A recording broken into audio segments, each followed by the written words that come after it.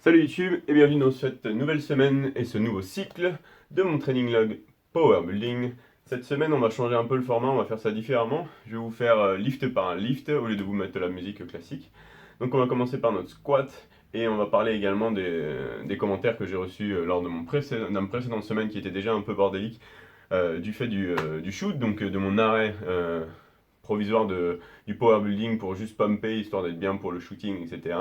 Et ce que ça a engendré. Donc ça a engendré juste une perte de sensation de nerveux, donc tout me paraissait lourd en reprenant, c'est normal, mais apparemment c'est pas normal pour tout le monde. Donc oui, effectivement, plus de 5 jours, tu peux clairement perdre tes sensations sous la barre, donc quelque chose que tu avais l'habitude de développer va te sembler lourd, va te sembler une blinde, et c'est ce qui s'est passé cette semaine, vu que la semaine dernière, le seul truc que j'avais fait, mon seul 5x1 qui avait été validé au final, c'était mon squat. Et du coup, comme vous allez le voir, cette semaine, ce qui est simple, c'est le squat, 5x5 à 157,5, ça a volé comme du beurre, parce que mon nerveux était encore bien et habitué, parce que j'avais validé mon 5x1 la semaine dernière. Tous les autres lifts n'étaient pas passés, donc du coup forcément ça fout un peu la merde. Un peu la merde. On est sur un 5x5 squat, on regarde ça et on reprend après.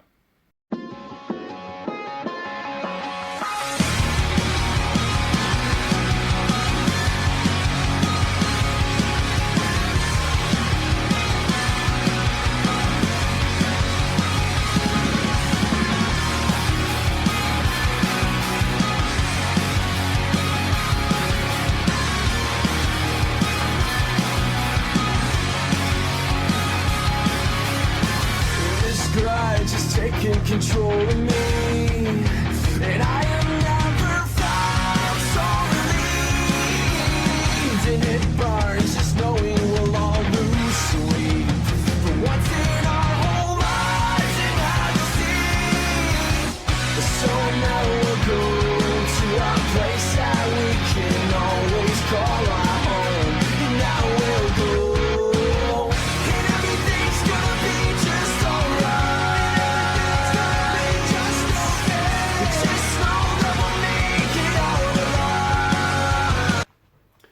Donc, comme à chaque fois que je fais un 5x5 sur le squat, je me dis ah putain, c'est pas mal, ma technique elle s'améliore. Je préfère quand je resserre un peu les cannes, un peu les jambes, je resserre un peu mon écartement, j'ai plus de facilité à descendre, c'est plus fluide, j'ai une meilleure poussée en quadriceps. Et vous l'aurez remarqué, j'ai pas pris mes chaussures, c'était un oubli en vrai. Et je pense que je vais continuer ainsi parce que déjà je me penche pas mal vers l'avant, avec les pompes c'est l'enfer.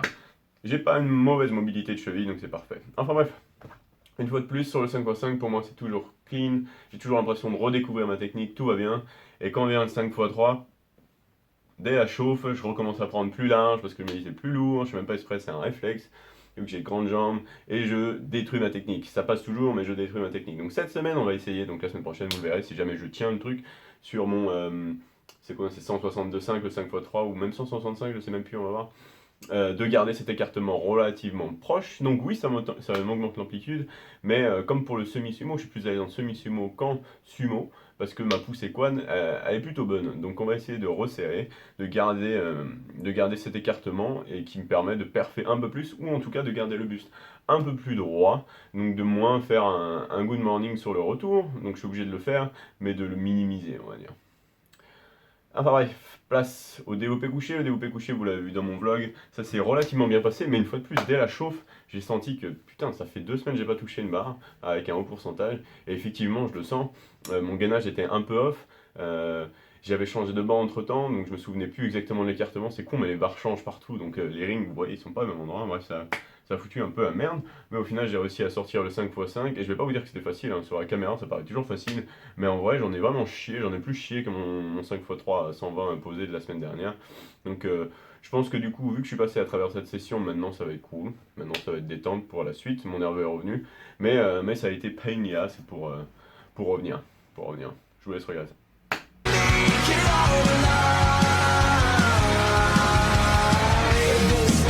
It's taking the best of me.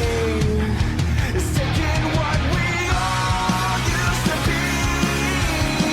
We've got the motive to set us free, but never in our lives did we the need. So now we'll go to our place that we can always call our home, and now we'll go.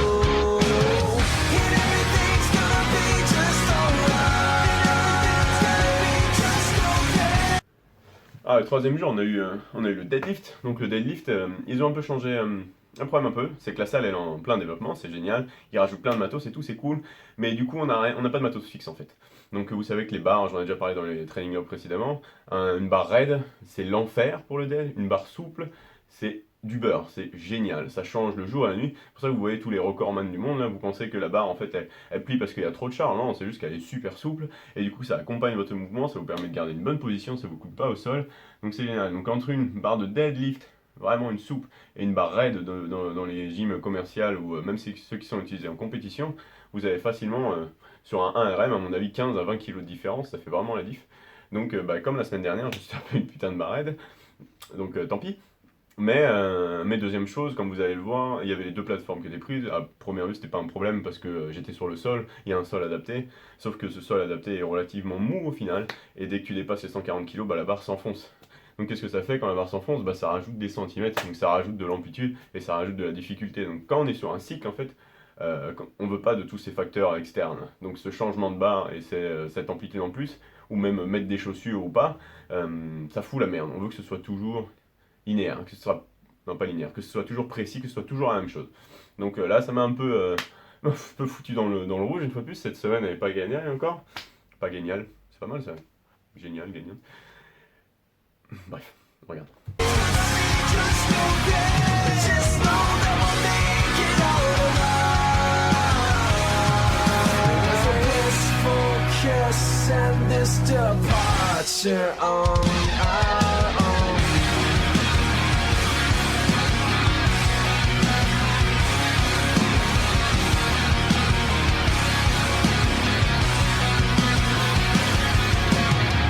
Well, now I know where we belong.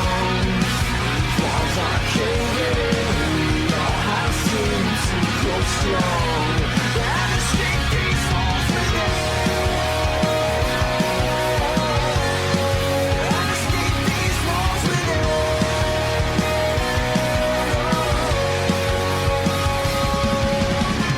Everything's gonna be just alright. Just know that we'll make it out alive.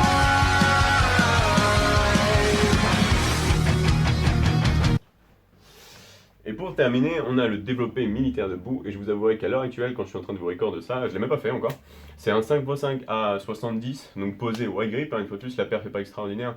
Mais le posé grip large, je vous conseille d'essayer. C'est génial pour, au final, pour musculairement, la partie haute, la partie claviculaire des pectoraux. C'est génial, j'en ai déjà parlé, j'ai déjà consacré une vidéo là-dessus et tout.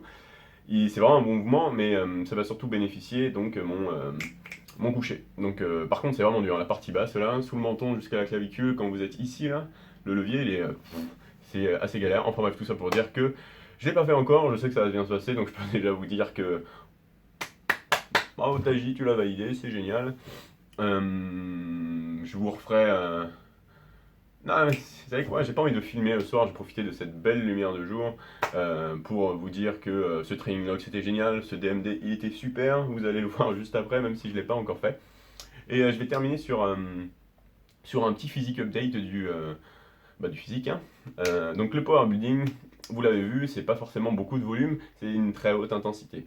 Donc qu'est-ce qui fait le bodybuilding? C'est surtout qu'on est plein en permanence, pumpé en permanence, du lundi au dimanche on est pumpé, alors que le bodybuilding, quand vous faites un 5 x 1, je vous avouerai que c'est pas extraordinaire, hein, le physique c'est un peu plat tout ça, donc c'est pour ça que je commence à perdre un peu de ça, et moi ça me dérange pas parce que j'en étais, je le connaissais, hein, j'ai fait 2 ans là-dessous, donc bon, c'est pour ça que cette année vous avez tous dit que mes jambes ont explosé, c'est juste qu'au lieu de faire 5 x 3, j'arrivais et je faisais 3 x 15 à la presse à cuisse, 3 fois 20 au squat, je revenais sur la presse à cuisse, je refaisais des fentes, je sais pas, j'ai genre multiplié par 10 mon volume d'entraînement, mes cannes elles étaient pleines, mes jambes pardon, elles étaient pleines en permanence, et du coup j'avais un super rendu, j'avais vraiment un bon rendu. Hein. Je vous invite à aller voir mon Instagram si jamais en décembre dernier, là, quand j'étais en Ukraine, lol, ceux qui ont dit que je me dopais là-bas d'ailleurs, c'était marrant, elles étaient vraiment pleines, j'étais gras mais c'était vraiment pleine, c'était vraiment bien.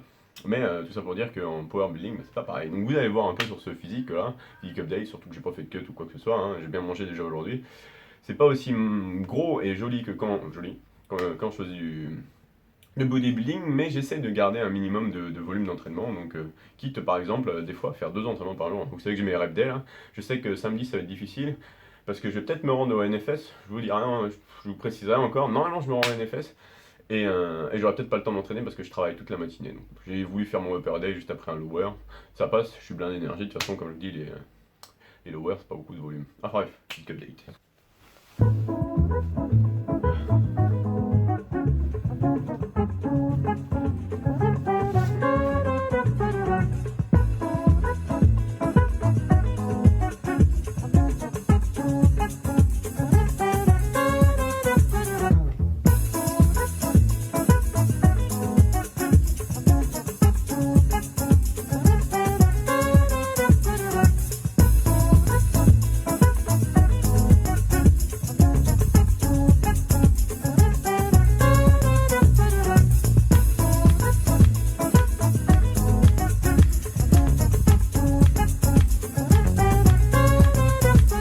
Like a moth to a flame, burned by the fire. Ouais, ce sera tout pour ce training log. Je vous dis à la semaine prochaine pour le 5x3. N'hésitez pas à aller voir mes anciennes vidéos. Tout ce que je fais à côté, ça bénéficie à House Training ici. Donc, matez toutes les vidéos, n'hésitez pas à partager, n'hésitez pas à liker surtout. Et à vous abonner à la chaîne. On monte encore en abonnés, c'est plutôt cool. Merci à tous, à la semaine prochaine. À lundi pour un nouveau Taji Talk. Peace out.